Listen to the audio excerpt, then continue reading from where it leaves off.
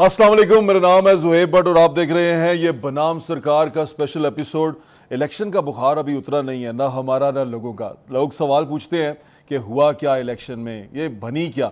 जिन लोगों की पार्टी जीत गई उन्होंने कहा कि बिल्कुल ठीक हुआ, जो यही होना था। कुछ दोस्तों ने जिनसे हम पहले बात करते थे उन्होंने कहा हुकूमत जिनसी है वो तो आ गई है पीडीएम की, यानी कि पीडीएम 2.0 यो।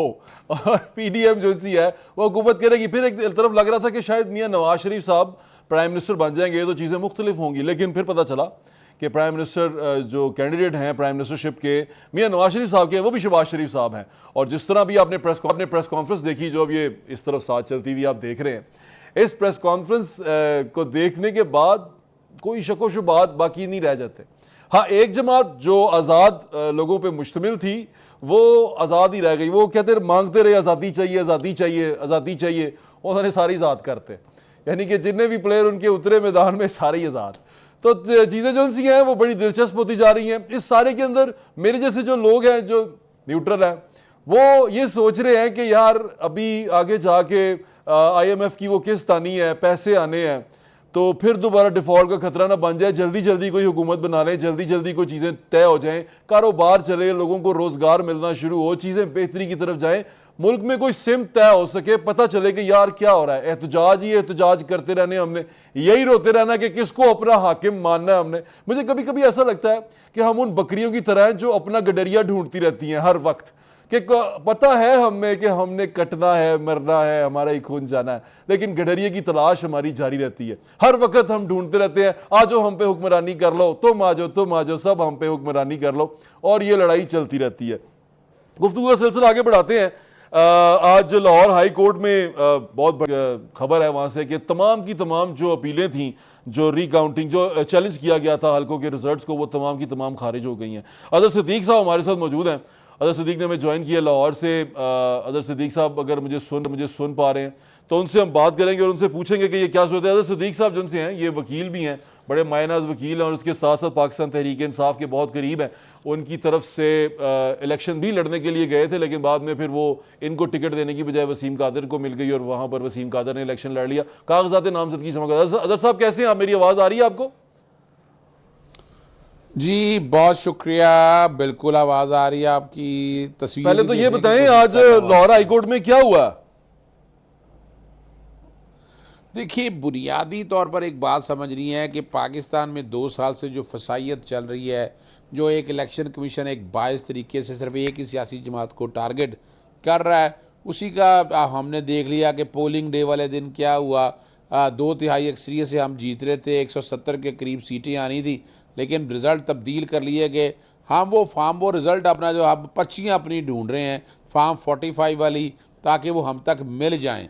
और बुनियादी तौर पर वजह यही है कि लाहौर हाई कोर्ट के सामने गया, लाहौर हाई कोर्ट ने कहा कि ये फैक्चुअल कंट्रोवर्सी है, इस इलेक्शन के ऊपर अगर कोई चीज़ भी अगर डिसाइड करनी है तो वो इलेक्शन कमीशन करेगा। अच्छा। अब वो यानी ये नहीं है वहाँ से अगर दरखास्तें खारिज कर दी हैं तो कह दिया है कि, और उसमें आप अंदाज़ा लगा लें कि इतना तारीख में इतनी इलेक्शन कमीशन के पास कंप्लेंटें इस स्टेज पे नहीं आई हैं जितनी अब तक। आज 100 से ज़ायद दरखास्तें ऐसी हैं जो आ चुकी हैं, जो इलेक्शन कमीशन ने सुनना है। तो आप क्यों चले गए लाहौर हाई कोर्ट? पहले इलेक्शन कमीशन तो जाते हैं ना अजहर भाई, उनकी बात तो ठीक है, पहले इलेक्शन कमीशन तो जाएं, इलेक्शन ट्रिब्यूनल में तो जाएं, बाद में आ जाए मेरे पास।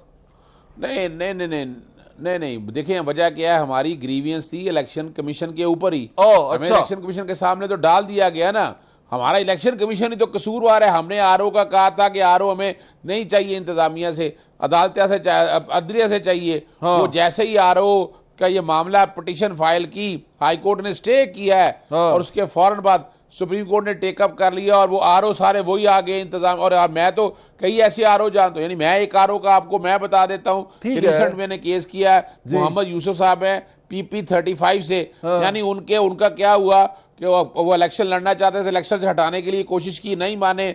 RO ने कहा कि पीछे हट जाए, नहीं हटे, फिर उनके खिलाफ झूठे पर्चे दर्ज किए, गुजरांवाला, सियालकोट सारे खारिज हुए। फिर उनसे लिखा लिया गया कि वो रिटायर हुए हैं। अच्छा, रिटायर कोई नहीं हुए। ठीक है, RO ने बगैर सारी बातें ठीक है। अब ये बताएं, इलेक्शन हो गया, ये काम तो नहीं है अजहर भाई, तो ये ग्रीवियंस इलेक्शन कमीशन की थी। अब इलेक्शन हो गया, क्योंकि एक पार्टी के तौर पर कर रहा है काम, तो इसलिए मेरी अर्ज सुन ले, इलेक्शन हो गया, आपने कहा इलेक्शन चाहिए, इलेक्शन हो गया, असेंबलियां तोड़ी, खान साहब असेंबली तोड़ के निकले, इलेक्शन हो गया, सारा कुछ हो गया। आप कई जगहों पे आप जीत गए, कई जगहों पे हार गए, अव्वल तो सारे आज़ाद जीते, वो सारा कुछ जो कुछ भी। अब हम एक हुकूमत बनाने की तरफ जा रहे हैं। क्या आपको लगता है पाकिस्तान तहरीक इंसाफ जो उनकी है, जो उनके हमायत याफ्ता आज़ाद लोग हैं, वो कोई भरपूर ऑपोजिशन कर पाएंगे? आप नहीं, हम अभी अपोजिशन की कब हमने कहा है? हम तो भी अच्छा हुकूमत बनाने की बात कर रहे हैं। हमारा देखे ना, हमारे साथ ज्यादती क्या की है उन्होंने। अभी ये तकरीबन हमारी 70 के करीब सीटें हैं, 70 की सीटों पे काउंटिंग होती है, सारा आता है। अगर 70 की 70 हम जीत जाते हैं तो पाकिस्तान तहरीक इंसाफ लार्जेस्ट पार्टी होगी, अकेली होगी, 2 तिहाई अक्सरियत के साथ। अजहर भाई वो आपने दूसरे सही वाले आजाद भी अपने में डाल लिए हुए हैं। अजहर भाई वो 6-7 सही वाले आजाद भी है ना जो बगैर हमायत के थे, वो भी आपने अपने में ऐड कर लिए हुए हैं, उनको निकाल दें। और 25-30 वैसे ही निकल जाने हैं जिनकी बात हुई है वसीम कादर की तरह, तो फिर तो बड़े थोड़े रह जाएंगे। आप बात अर्ज करूं, लोटा क्रेसी को अगर प्रमोट करना है, अगर ये लोटे चलाने, अगर ये पैसों की सियासत करनी है, वैसे तो ऑपरेशन रजीम चेंज कामयाब हो गया ना। अभी जो हालात हम देख रहे हैं, नजर आ रहा है लंदन प्लान में बैठकर क्या कहा था, मरियम ने क्या कहा था, नवाज शरीफ ने कहा था मैं लिख के देता हूं, मैं वजीर आजम हूं। इलेक्शन हुए, इलेक्शन रिग्ड हुए, वो लिखी हुई तहरीर मिट रही थी, तो उसके बाद हमने देखा तो हम परेशान तो नहीं है, हम तो लड़ेंगे और हम बाकायदा अपना लड़ते ही रहना है। आपने, मैं कह रहा हूं लड़ते ही रहना है, ऑपोजिशन ही कर ले, वहां पर अंदर बैठ के ऑपोजिशन ही कर ले। अजहर भाई कि वोट किसको पड़ते हैं, मैं पूछ रहा हूं, आपने लड़ते ही रहना है। चेयरमैन सेनेट भी, स्पीकर भी, हर सीट के ऊपर हम बाकायदा अपने कैंडिडेट खड़े करेंगे और हम लड़ेंगे इलेक्शन। अच्छा अजहर भाई एक मिनट रुकिएगा। राना फारूक सईद साहब है, पाकिस्तान पीपल्स पार्टी से उनका ताल्लुक है, सीईसी के मेंबर हैं, हमारे साथ फोन लाइन पे मौजूद है। राना साहब अस्सलाम वालेकुम। वालेकुम सलाम। राना साहब क्या हाल है आपका? ठीक है, आपकी दुआएं हैं। राना साहब हुकूमत बनाने जा रहे हैं फिर आप? ये वो मुझे कोई दोस्त रास्ते में मिला, मुझे कहता है ये है पीडीएम 2.0 यो जी। तो खुश हैं आप इस पीडीएम की दोबारा हुकूमत आने से? नहीं, बात तो ये है कि जो इस वक्त डेडलॉक हो गया था, जिसमें हमारे इमरान खान साहब की एक अपनी सोच थी, उन्होंने वो सोच नहीं बदली कि मुल्क इस वक्त किस गटाई में पड़ गया है, इसको हमने निकालना है। वो एक लीडर हैं, उनको चाहिए था इस पे सोचते। उन्होंने कहा मैंने किसी के साथ नहीं बैठना। जब किसी के साथ नहीं बैठ रहा तो पाकिस्तान तो मुश्किलात में घिरा हुआ है, मुआशी तौर पे भी, वैसे भी। तो वो तो बड़ा मसला था।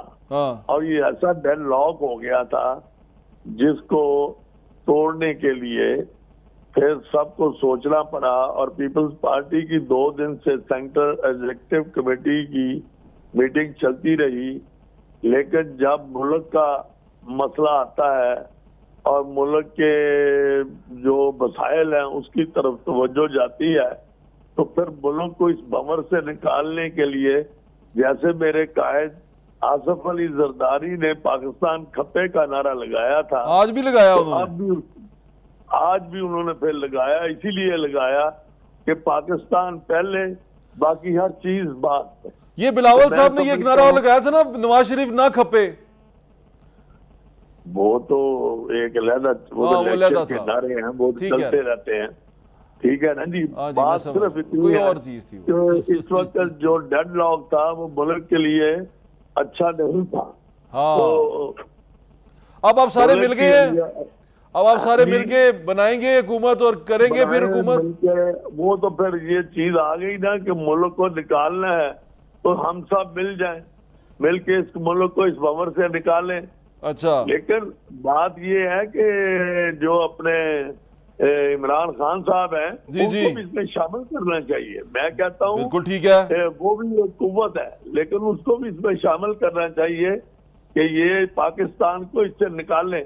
जब पाकिस्तान इससे निकल जाएगा तो फिर अपने अपने मसले हम सब हल करेंगे। इलेक्शन होते हैं, जो कौम के मसले हल करने, आपने कौम के मसले हल करने के लिए आप आए हैं। मेरी दरख्वास्त ये होगी कि कौम के मसले जरूर हल कीजिएगा। महंगाई, तकलीफें, और शायद इसी वजह से ज्यादातर वोट नहीं मिल सके। अगर हम मसले हल नहीं करेंगे तो कौम फिर अपना फैसला सुनाएगी। बिल्कुल सुनाएगी, आप देख लें। हाँ बिल्कुल सुनाएगी, ये है ही नहीं कि ना सुनाए। बिल्कुल ठीक है, चलिए अच्छी बात है कि आप इस चीज को समझ रहे हैं। समझते हैं कि अगर आप इस भंवर से निकालेंगे मुल्क को, जो सूरत हाल इस वक्त है, 24 बिलियन डॉलर आपने देना है, हाँ जी, उसके लिए भी आपने सोचना है। ये सारा मिल बैठ के हो सकता है ना, अकेले नहीं हो सकता। बिल्कुल ठीक कह रहे हैं। अच्छा, अजहर सिद्दीक साहब को मैं जरा ऐड कर लूं। अजहर भाई, कैसा लगा आपको ये तमाम, एज अ कमेंटेटर क्या कमेंट करेंगे इसके ऊपर? जरा अपने ऊपर से ना वो तरीके साहब की चादर उतार के कर रहा था। वो मिल बैठ के वो पांचों उंगलियां है ना, वो अलहदा होती हैं, जब वो खाना लग खाती है ना तो इकट्ठी हो जाती हैं। अच्छा जी, यानी करप्शन, लूट में, यानी आप अंदाजा लगाएं 17-18 महीने में ये मिल बैठे ही थे ना। उससे पहले 85 के प्रोजेक्ट चला ही आ रहा है ना, ये मिल बैठ के ही तो खा रहे हैं। आप भी मिलना मुल्क को चाहते थे खा इनके रहे हैं, साथ? इसमें कोई कि शक नहीं है। अवाम के लिए ना इनके पास कोई एजेंडा है क्या? यानी अगर इनका मैनिफेस्टो पीपल्स पार्टी का देख ले, अगर मैनिफेस्टो नून लीग का देख ले, इनके पास तो है ही कुछ नहीं। जो 17-18 महीने में कुछ नहीं कर सके, अब इनके अपने कह रहे हैं, मैं नहीं कह रहा। मिफ्ता इस्माइल ने क्या अल्फाज इस्तेमाल किए, चले उसको छोड़ देते हैं, मोहम्मद जुबैर को, चले मोहम्मद जुबैर को छोड़ देते हैं, शायद खाकान अब्बासी को ले लेते हैं। मैं आपको कुछ याद कराता हूं। मैं पता क्यों, आप मेरे बड़े प्यारे भाई हैं, पीपल्स पार्टी मैं बड़ी मोहब्बत करता हूं आपसे। आपसे। इस बात का हुआ कि उन्होंने इलेक्शन लड़ा था एंटी PMLN, और खुद कहते रहे हैं और वो आप दावतें देते रहे हैं कि आज़ाद उम्मीदवार मेरे साथ आके मिल जाएं। उन्होंने कोशिश की, को कमेटी बनाई, को पाकिस्तान तहरीक इंसाफ से राब्ता। अब तो मौका आना चाहिए, जो कि बड़ी पार्टी पाकिस्तान तहरीक इंसाफ है। अच्छा, पहले इंतजार करना चाहिए था कि पाकिस्तान तहरीक मेरी बात नहीं सुनते ना, फिर मुझे बात नहीं करने देते। एक बात तो सुन ले, मैं आपसे ये पूछना चाह रहा हूँ, आप गालिब दिल को बहलाने को ख्वाब तो अच्छा या ख्याल अच्छा है, यानी ये जो कर रहे हैं नजर आ रहा है। इन मुल्क के लिए है क्या इनके पास? पूछिएगा किसी एक इनमें से, मेरी अर्ज सुने। आपको याद है, कुछ नहीं दे सकते। बुज़दार साहब याद है आपको? लूट मार भाई, मास जदादे बनाने के अलावा बुज़दार साहब याद है? बुज़दार साहब आप एवन फील्ड से, अल अजीजिया से, और क्या है इनके पास? बुज़दार साहब याद है? महमूद खान याद है? ओहो, मैं वही तो भाई वो तो कहाँ है, देखे ना कहाँ चले गए। हाँ, तो सारा डबोगे, सारा जहाज डबोगे आपका। खान साहब को सलाखों के पीछे छोड़ के इन्होंने बकायदा उनके साथ मर्दम शनासी तो ना हो सकी ना खान साहब से। इनके साथ उस्मान बुज़दार, ये सारे इन्होंने लेके बैठे हुए ना, हमारे पास तो नहीं है वो। यार मेरी अर्ज तो सुन ले, हीरे इन लोगों ने ले ली है। मेरी बात नहीं सुनेंगे आप। खान साहब से मर्दम शनासी नहीं हुई, माने लीडर से बंदा नहीं पछाने गया। मैं एक बात बताऊं, उन्हें दो ही सीएम हो जे लाए कि दो ही डबो गए उन्हें। कि हमने चुन के बंदे बेहतर लगाए थे, लेकिन अच्छा, अगर कोई कल कहां खेल रहा था। अभी यार आप खुद बुज़दार के खिलाफ थे, वो हेलीकॉप्टर वाला केस लेके नहीं आए थे आप? पहले प्रेस कॉन्फ्रेंस करते, वो शराब वाला जो लाइसेंस पास हुए थे आप नहीं लेके आए थे? एक्स सर्विसमैन वाले आते हैं, वही एजेंडा सेम देते हैं। फिर बिलावल भुट्टो साहब आते हैं, प्रेस कॉन्फ्रेंस करते हैं, वही से। यानी माने ना कहें कि ये इनको जोड़ के रखा हुआ है फेविकॉल ने। फेविकॉल पता क्या होती है? एस्टैब्लिशमेंट होती है, और आजकल इंटरनेशनल फेविकॉल भी आ गई है। यार उसने 2018 में आपको जोड़ के रखा हुआ था, कैसी बातें करते हैं? इस दफा इनके पास का काम नहीं है, इन्हें चाहिए आराम से घर बैठे यात्रा करें, अल्लाह का वास्ता यार। पाकिस्तान तहरीक इंसाफ को इस मुल्क को बर्दाश्त कर लो। एक मिनट, हमारे साथ नए गेस्ट आए हैं हमारे, उन्होंने ज्वाइन किया। अजहर भाई सुनेंगे, कर्नल डायरेक्टर मोशर जावेद साहब है, पाकिस्तान मुस्लिम लीग से उनका ताल्लुक है, और बड़े एक्टिव वो वोटर सपोर्टर भी हैं और बड़े एक्टिव कैंपेन भी करते हैं। थैंक यू सर, आपकी तशरीफ आवरी का शुक्रिया। अब तो सारे रल गए हैं, फिर PDM 2.0 हो गई है। तो जो कहे मैं ही खुदा हूँ, नौज़ु बिल्लाह, और मैं किसी से ना बात करना पसंद करता हूँ, ना किसी से बैठना, किसी के साथ बैठना पसंद करता हूँ। अच्छे लोग नहीं, आप लूट मार करते हैं। पार्टी का नाम है नहीं, अभी तक वो लोग ढूंढ रहे हैं कि हमने किसके साथ मिलना है और अपनी पार्टी बनानी है। तो बात यह है कि किधर की बातें, किधर की कहानियाँ, किधर की स्टोरियाँ, बनी बनाई हुकूमतों की असेंबलियाँ तोड़ी, और अब जो अंजाम को पहुँचे हैं। तो अब मेरे भाई को मैंने थोड़ा सा सुना है, अजहर तो मेरा बड़ा प्यारा भाई है। तो अजहर साहब तो आपके लिए लड़ते भी रहे हैं। अजहर साहब, कर्नल साहब बैठे हुए हैं यहाँ पे। अजहर साहब क्या करें, मजबूरी है, पाकिस्तान बचाना था ना, लेके चल रही है भाई है। आज भी दिल पे हाथ रख के अपना कलमा पढ़ के बताएं कि इस मुल्क के साथ अगर ठीक करना है, इस तरह हो सकेगा जिस तरह ये करना चाहते हैं। तो अजहर साहब फिर आप फार्मूला बताए ना, आप तो कोर्ट्स में हमेशा हक की बात किया करते थे। सारे इकट्ठे रल के ना खाओ, एक बंदा और विच पाओ। एक ये बंदा क्या विच पाना है आपको बताते हैं, छोटी सी ब्रेक लेते हैं।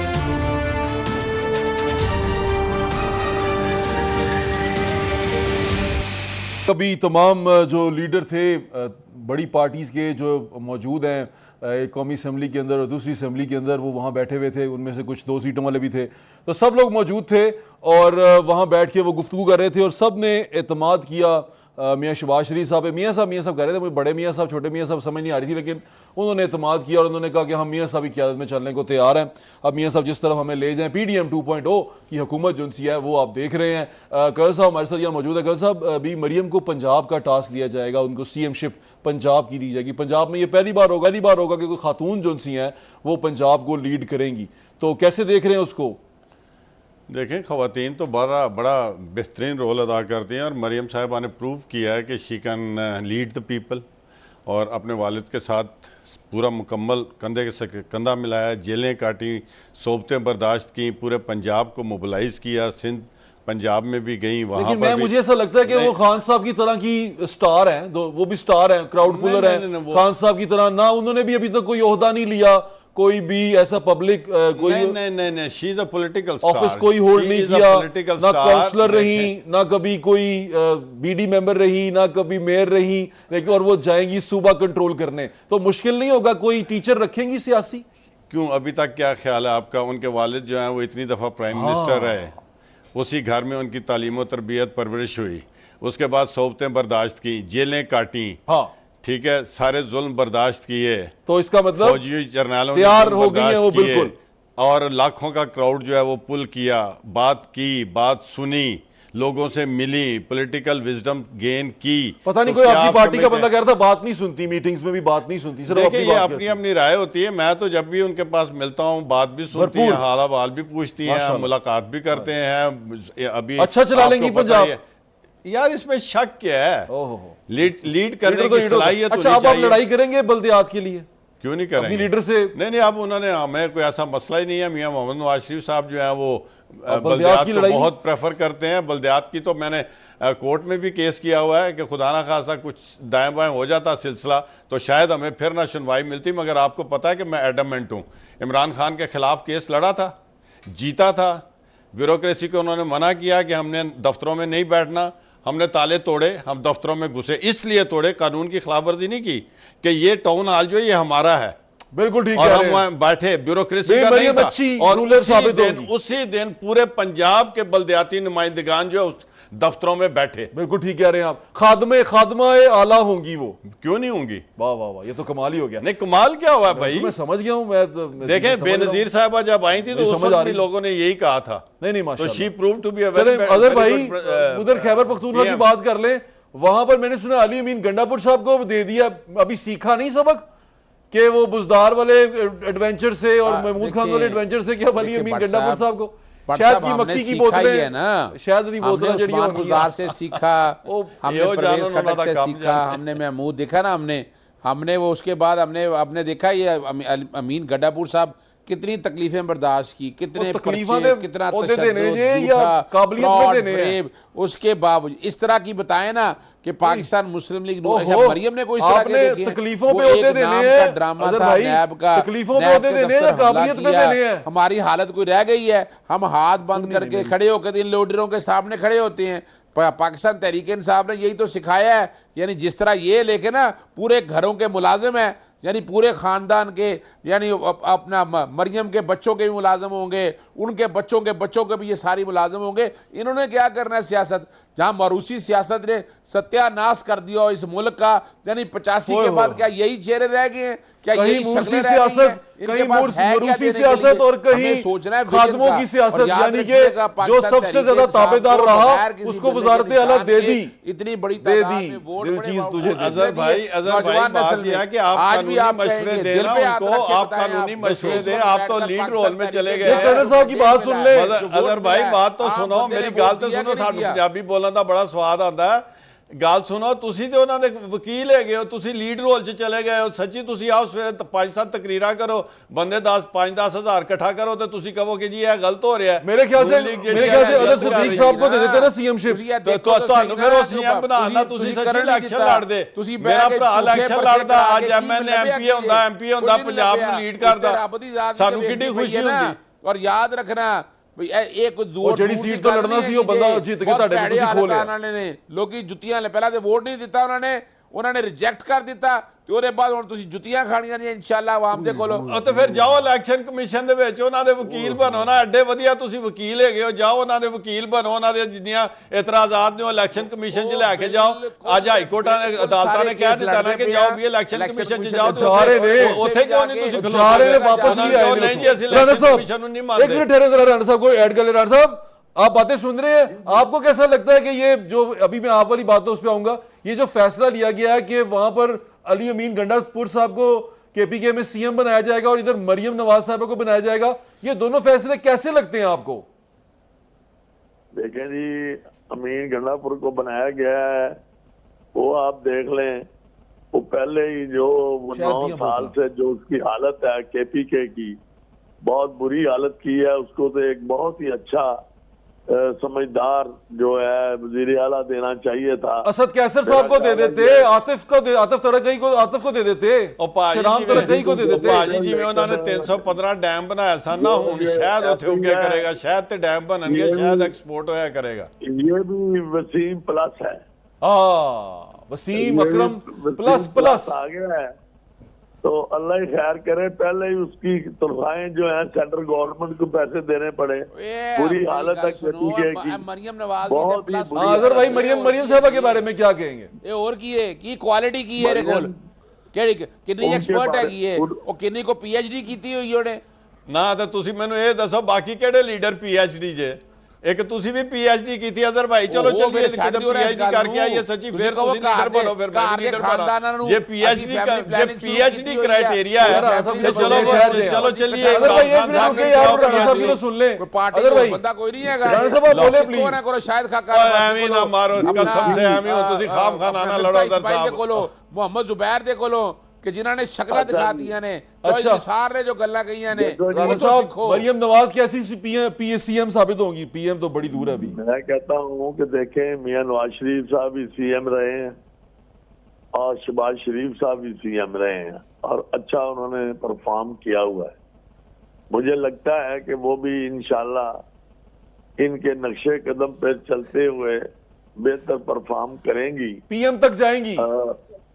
हाँ जी, पीएम तक जाएंगी उनके नक्शे कदम पे। चीफ मिनिस्टर पंजाब बनता है ना, दम निकले बहुत निकले, अरमा पर कम निकले बनता है तो अगली उसका इशारा होता है कि मैं वजीर आजम बनूं। जो भी बना है, ये बड़ी लंबी हिस्ट्री है, जो भी पंजाब का वजीर आला बना फिर वो वजीर आजम पे ही जाता है।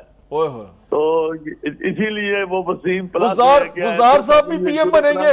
और भाईजान नहीं तुसी थोड़ी गलती खा गए। मरहूम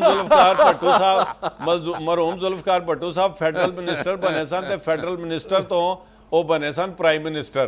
ਇਹ ਜ਼ਰੂਰੀ ਨਹੀਂ ਹੁੰਦਾ ਕਿ ਹਰ ਚੀਫ ਮਿਨਿਸਟਰ ਜਿਹੜਾ ਉਹ ਬੁਜ਼ਦਾਰ ਨਹੀਂ ਤੇ ਬੁਜ਼ਦਾਰ ਸਾਹਿਬ ਸਾਡੇ ਪੀਐਮ ਲੱਗ ਜਾਣਗੇ। ਬੁਜ਼ਦਾਰ ਸਾਹਿਬ ਵਿਚਾਰੇ ਚੀਫ ਮਿਨਿਸਟਰ ਬਣੇ ਸਨ ਤੇ ਅੱਜ ਉਹ ਜਿਆਦੇ ਰਫਤਾ ਹੋ ਗਏ, ਪਤਾ ਹੀ ਨਹੀਂ ਵਿਚਾਰਾ ਕਿੱਥੇ ਗਿਆ, ਉਹਨੂੰ ਪੀਟੀਆਈ ਵੀ ਭੁੱਲ ਗਈ। ਮੈਂ ਸਿਰਫ ਇਹ ਕਹਿਣਾ ਚਾਹਨਾ ਕਿ ਜਿਹੜਾ ਬੰਦਾ ਪੰਜਾਬ ਦਾ ਵਜ਼ੀਰ ਆਲਾ ਬਣਦਾ ਨਾ, अगला टारगेट वजीर आजम ना करो खुद गल्ला। बुज़दार साहब याद आ रहे हैं मुझे। मैं आप सबके दोस्तों से इजाजत लेके एक ब्रेक लेना चाहूंगा। एक ब्रेक के बाद वापस आते हैं, आपको यहीं से ज्वाइन करें, क्योंकि अभी हमारे दोस्त राणा साहब ने एक बात की। उन्होंने कहा जो पंजाब का सीएम बनता है तो वो अगला टारगेट उसका पीएमशिप होती है। तो मैं एकदम डर गया, मुझे बुज़दार साहब याद आ गए। मैं कहा यार कहीं बुज़दार साहब पीएम लग गए तो क्या होगा, पता नहीं क्या क्या होगा। बड़ी सारी चीजें अभी होने वाली।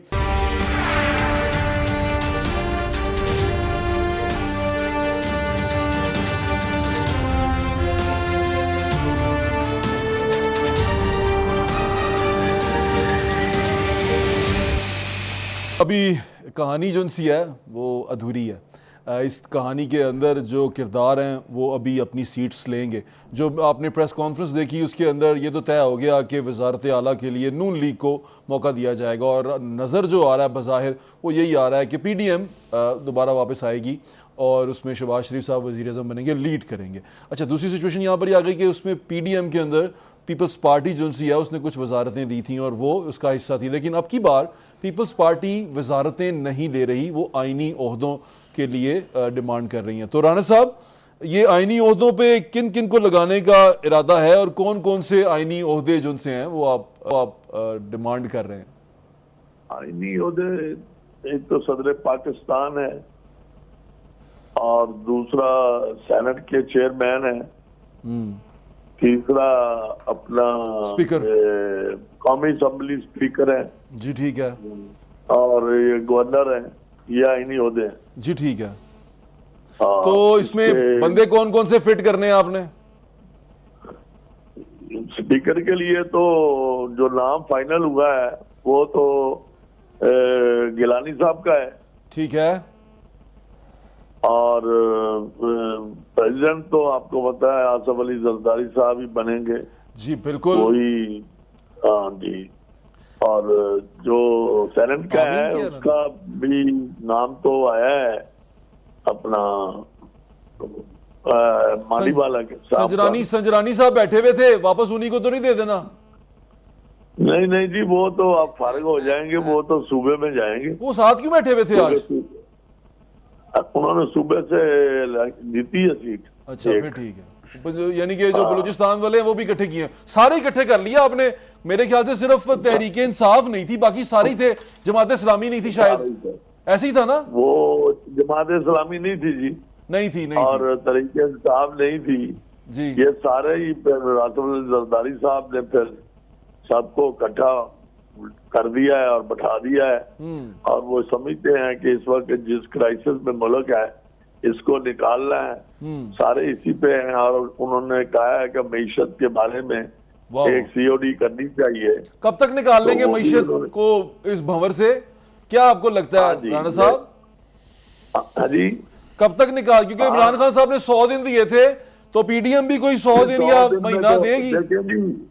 जो इतना नुकसान हुआ है, जो मुल्क की ये हालत बनी हुई है, उसको ये 100 दिन में तो नहीं निकाला जा सकता। 1.5 साल तो पिछला भी पालो ना राणा साहब जी, साहब 1.5 साल पिछला भी डाल लेना, वो 1.5 साल जो आप गुजार के गए हैं वो भी डाल लें। चलो जी, वो भी पालने हैं, लेकिन इसमें तहरीक इंसाफ को भी बैठाया जाए, सारे मिलके इसको जो सूरत हाल को बेहतर करें। मुल्क चलाना है, मुल्क होगा सब होंगे, बिल्कुल ठीक है। मुल्क को खुदाना सियासत कोई ऐसी होती है तो फिर हमारी सियासत और ये वो किधर जाएंगे? बिल्कुल ठीक है, करने के लिए मुल्क पहले है। मैं अदर सदीक साहब से ये पूछना चाह रहा हूँ, अदर साहब ये वो सब बाद में है। हाँ ठीक है अदर साहब, ये जो अभी बात हुई है, आप तो जो सी पाकिस्तान तहरीक इंसाफ है शरारती बच्चे की तरह बनती जा रही है, जो कहती ना खेडांगे ना खेडन देंगे, यानी कि आप असेंबली में आ गए हैं, आपके बकौल आपकी वहां पर अच्छी तादाद भी है, तो खेले ना फिर। नहीं है, देखिए मुझे पहले दिन से पता है,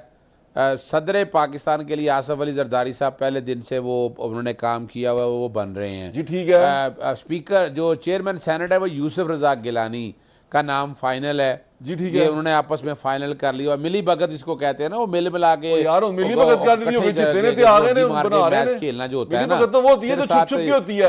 Raja Pervez Ashraf speaker national assembly है, और यूसुफ रजा गिलानी है, इक्तदार का हिस्सा रहती है, वो कुछ गवर्नर पे ले जा रही है, कोई गवर्नर, यानी हमने कोई ऐसी सीट नहीं लेनी, हम पहले बता दें। और उस खास तौर पर उस अलायंस का जिसमें मुस्लिम लीग नून होगी, उसका तो सवाल ही पैदा नहीं होता तो कि हम कोई हिस्सा बनेंगे। इस मुल्क की तबाही का जिम्मेदार नवाज शरीफ और पाकिस्तान मुस्लिम लीग नून है, वो यहाँ तक लाने वालों में ये शामिल है। उनका साथ जो साथ दे रहे हैं वो भुगतेंगे। हमने तो बात करनी है असूलों की। चाहिए था कि ये इंतजार करते, अभी वेट करते, पाकिस्तान पीपुल्स पार्टी को चाहिए था कि पीटीआई के लोगों से राब्ता करते। अदर साहब गल है कि देखो पीपल्स पार्टी ने ते नून लीग ने मिसाके जमहूरियत कीता सी पहले दिन तो, जिस दिन तो सारे इलेक्शन वगैरह शुरू है, मियां मोहम्मद नवाज शरीफ साहब बड़ा क्लियरली कह रहे हैं कि असी पाकिस्तान को बचाने वास्ते सारे इकट्ठे बांगे।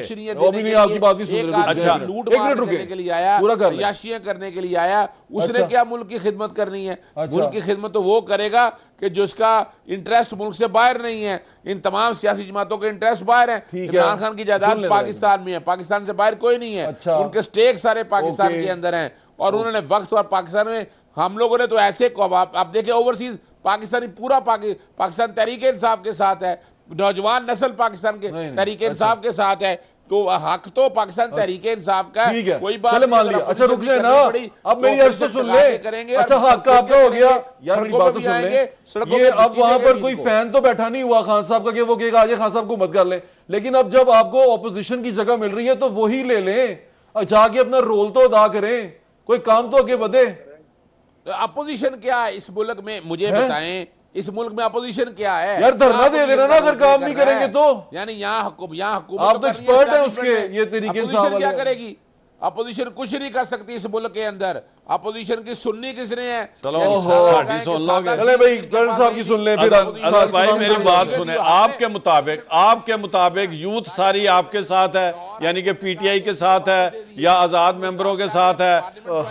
बाहर जो हमारे एक्सपेट्रिएट्स बैठे हैं वो आपके साथ है, मान लिया फॉर अ वाइल। तो बात ये है आपने अपने जो चाहने वाले हैं उनको डिसअपॉइंट इस बुरी तरह किया है कि आप खुद ही टूट फूट अपने आप को खुद ही तोड़ फोड़ रहे हैं, और जो लोग मुल्क को चलाना चाह रहे हैं मिसाल के जमहूरियत के असूल के तहत मियां मोहम्मद नवाज शरीफ आपके सामने हमने सबको साहब की बात आपने चलना सुन है, ली। आप उससे भी बिट्रे कर रहे हैं। जो पीडीएम है, पीडीएम 2.0 जो सी है वो शुरू है, वो हुकूमत करेंगे, हुकूमत करके मुल्क को भंवर से निकालेंगे, बकौल उनके निकालेंगे कि नहीं निकालेंगे हम ये देख रहे हैं। मेरी भी ख्वाहिश थी, मैं चाहता था कि खान साहब जो है ना, मुझे हमेशा एज एन ऑपोजिशन लीडर बड़े पसंद थे। मैं चाहता था कि यार ये ऑपोजिशन करें, क्योंकि जो 2013 से 18 तक मियां नवाज शरीफ ने काम किया है जितना भी, उसका क्रेडिट ज्यादा से ज्यादा इमरान खान साहब को जाता है, क्योंकि उन्होंने इमरान खान साहब ने मियां नवाज शरीफ साहब को टिकने नहीं दिया। उन्होंने कहा कि नहीं मियां साहब तुसी काम करना ही करना है। जब वो मियां साहब कोई फैसला लेने लगते थे, खान साहब सड़कों पर होते थे, तो मुझे बड़े पसंद थे कि ऐसा ऑपोजिशन लीडर होना चाहिए जो हर चीज के ऊपर, हर मेन चीज के ऊपर अपना मुद्दा रखता है और उस पर अवाम की आवाज उठाता है। तो मेरे ख्याल से खान साहब को ऑपोजिशन करनी चाहिए, उनकी पार्टी को ऑपोजिशन करनी चाहिए। लेकिन क्योंकि खान साहब असेंबली में नहीं है, उनके जो लोग असेंबली में हैं वो पता नहीं इस काबिल हैं कि नहीं है, या सारे ही वसीम अकरम प्लस भर्ती कर ले रहे हैं, ये फैसला करेगा अभी आने वाला वक्त। तो देखते हैं क्या होता है। अपना ख्याल रखिए, मजाद इंशाल्लाह फिर मुलाकात होगी। अल्लाह हाफिज। पाकिस्तान जिंदाबाद।